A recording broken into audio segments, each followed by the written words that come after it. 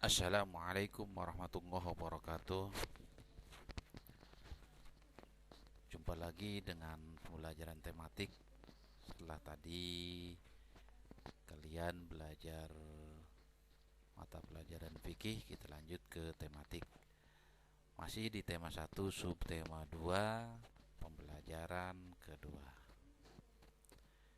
Baik anak-anakku, hari ini kita akan lanjutkan pembelajaran kita. Hari ini kita akan fokus kepada PPKN dan SBDP. Ya, masih di tema 1, selamatkan makhluk hidup. Subtema 2, hewan sahabatku, pembelajaran kedua.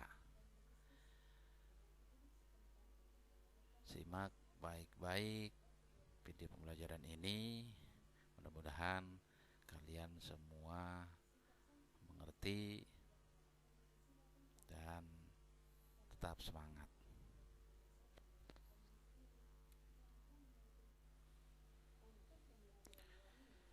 Ya, di sini ada kompetensi dasar PPKN.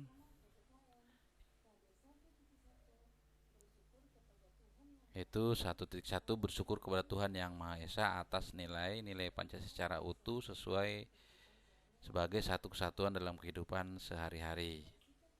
Kemudian ada 2.1, bersikap penuh tanggung jawab sesuai nilai-nilai Pancasila dalam kehidupan sehari-hari.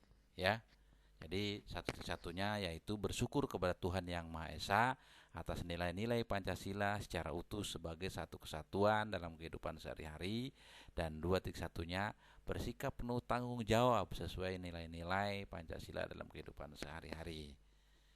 Kemudian di 3.1-nya yaitu kompetensi dasarnya PPKN menganalisis penerapan nilai-nilai Pancasila dalam kehidupan sehari-hari. Dan 4.1-nya menyajikan hasil analisis pelaksanaan nilai-nilai Pancasila dalam kehidupan sehari-hari.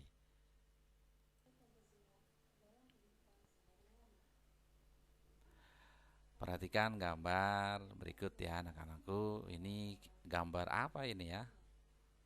Ya, ini adalah gambar ayam. Ayam adalah unggas yang biasa dipelihara orang untuk diambil telurnya.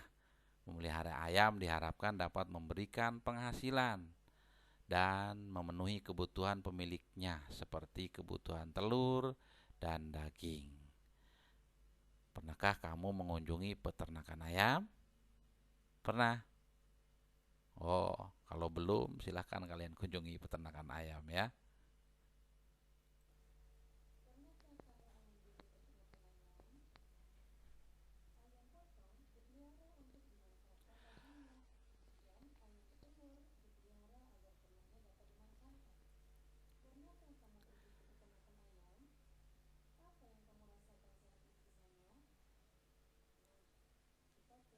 Nah, masih ingatkah kalian dengan sila-sila Pancasila ya? 1. Ketuhanan yang Maha Esa. 2. Kemanusiaan yang adil dan beradab. 3. Persatuan Indonesia. 4. Kerakyatan yang dipimpin oleh hikmat kebijaksanaan dalam permusyawaratan perwakilan. Dan 5. Keadilan sosial bagi seluruh rakyat Indonesia. Itulah sila-sila Pancasila. Di sini ada sebuah teks ya. Bapak akan bacakan, simak baik-baik cerita berikut ya. Santi sangat sedih. Ayahnya baru saja bercerita bahwa penduduk setempat mengeluhkan keberadaan peternakan ayamnya. Mereka tidak tahan dengan bau yang berasal dari peternakan ayamnya. Santi bingung. Peternakan ayam Santi adalah peternakan keluarga. Usaha dari peternakan dapat menghidupi keluarga dan membiayai sekolahnya. Santi memiliki peternakan ayam petelur. Secara teratur ia mengirimkan telur ayamnya ke pasar untuk disimpan di salah satu toko di sana.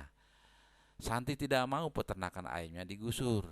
Ia akan berusaha agar penduduk mau menerima keberadaan peternakannya. Apapun yang terjadi, Santi akan membela keluarganya agar peternakannya tetap beroperasi. Ya, ini sebuah cerita ya, keberadaan peternakan Santi.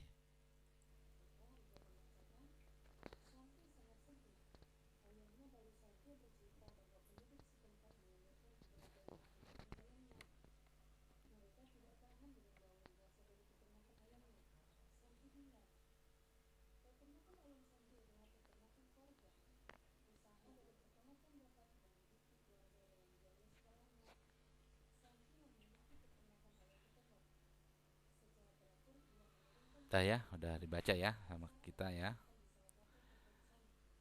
Oke, kita lanjutkan.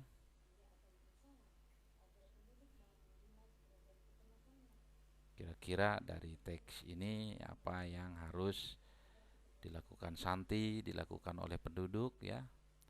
Berdasarkan bacaan di atas, jawablah pertanyaan berikut terkait penerapan sila keempat dari Pancasila.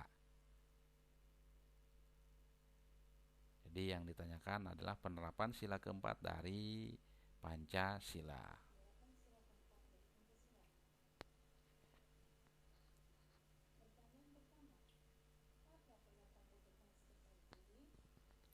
Yang pertama yaitu, apa pendapatmu tentang sikap Santi? Dari bacaan tadi ya anak-anakku, apa pendapatmu tentang sikap Santi? Ya, tolong nanti dicatat nih ya pertanyaannya. Kemudian nanti dijawab. Yang kedua, pertanyaannya, apa pendapatmu tentang sikap penduduk? Ya, tadi karena ada masalahnya dengan penduduk yang merasa bau dengan keberadaan kandangnya.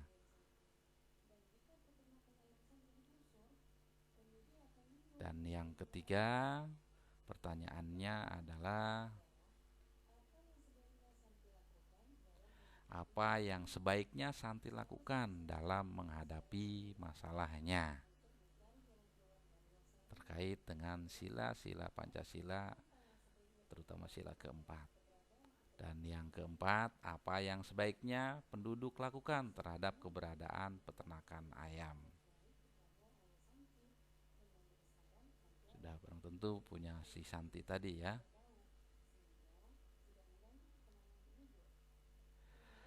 Penerapan nilai-nilai sila keempat Pancasila.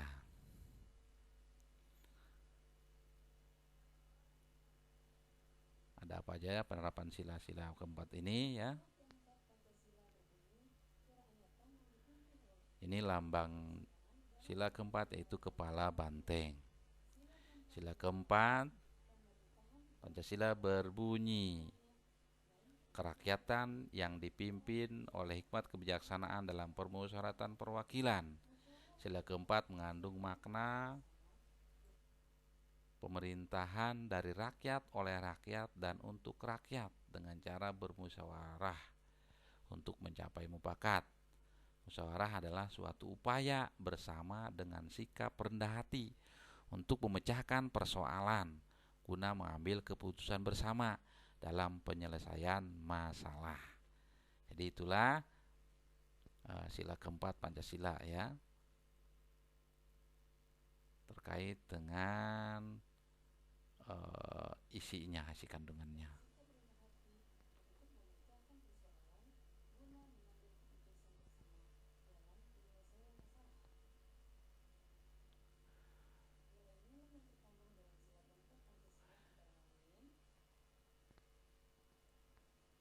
Adapun nilai-nilainya antara lain mengutamakan kepentingan negara dan masyarakat. Ya, yang pertama mengutamakan kepentingan negara dan masyarakat. Yang kedua, tidak memaksakan kehendak pada orang lain. Kemudian, tiga, mengutamakan musyawarah dalam mengambil keputusan untuk kepentingan bersama. Yang keempat, menerima dan melaksanakan hasil musyawarah dengan rasa tanggung jawab. Serta yang kelima, melaksanakan musyawarah dengan akal sehat dan sesuai dengan hati nurani yang luhur.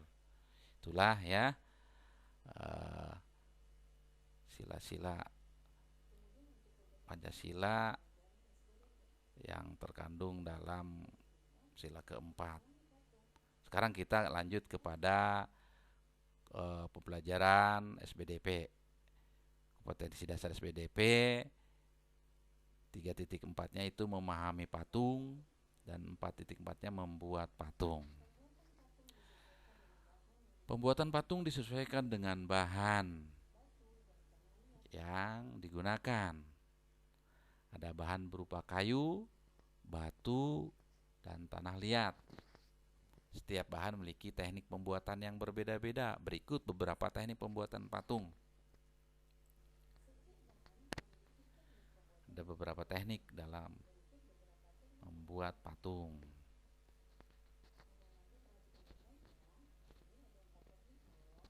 Yang pertama yaitu teknik membucir. Adalah teknik membuat patung dengan cara memijit, menambah atau mengurangi bahan yang dibentuk. Alatnya yaitu bucir atau pisau sudip.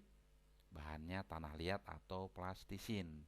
Jadi dipijit-pijit ya sampai terjadi bentuk yang diinginkan, atau bisa dikurangi atau bisa ditambah tuh. Misalkan kita akan membuat telinganya, hidungnya tuh bisa ditambahin, bisa dikurangin. Itu adalah teknik membucir.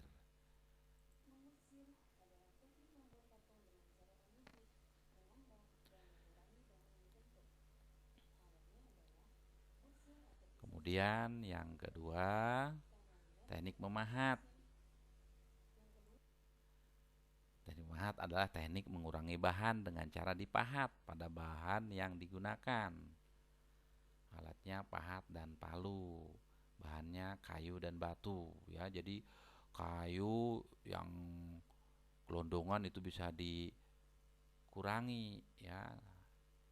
Dikurangi, dibentuk, itu namanya dipahat ya dengan teknik memahat. Atau batu yang tadinya utuh ya bisa dikurangi sehingga membentuk hidung, membentuk telinga, membentuk dagu ya, pipi tuh. Itu teknik memahat.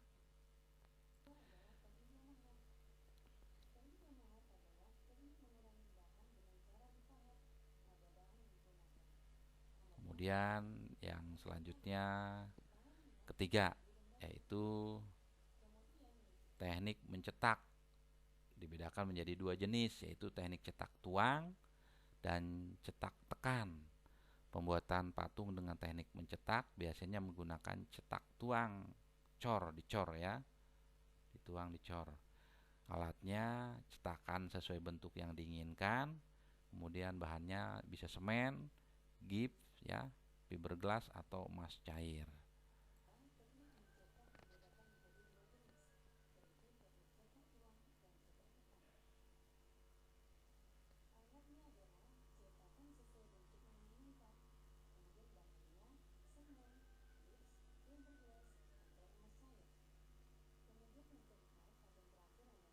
Kemudian yang keempat yaitu teknik konstruksi. Teknik konstruksi ini digunakan dengan cara menyusun atau membangun bahan. Cara menyusunnya dapat dilakukan dengan membuat kerangka terlebih dahulu, lalu direkatkan dengan lem. Kita buat pola dulu, baru direkatkan dengan lem. Alatnya yaitu rangka bangunan atau meja putar. Bahannya tanah liat, plastisin, semen atau gips ya. Itu yang keempat, teknik membuat patung.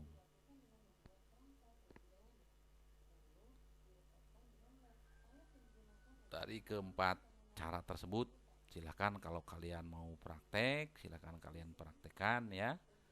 Kalau masih penasaran kemarin ya, kalau ada yang belum mengumpulkan tugas, ya silakan kalian buat dengan teknik tadi ya, tinggal disesuaikan dengan kondisi kalian ya dan bahan yang didapat yang termudah. Nah, berikut di sini ada gambar bebek ya, ada gambar bebek dan gambar ayam. Ya, kalau yang belum silahkan dibuat seperti ini. Kira-kira kalian bisa enggak nih membuat gambar bebek dan gambar ayam.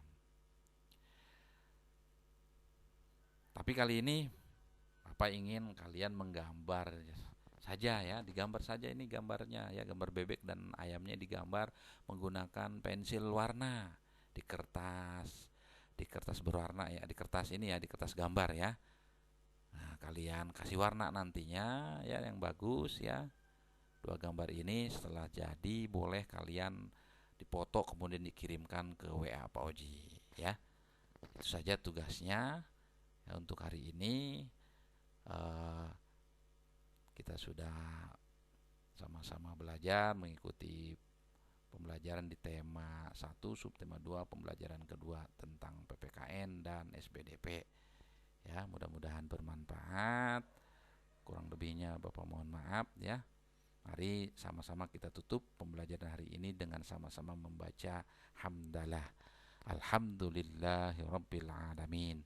Assalamualaikum warahmatullahi wabarakatuh.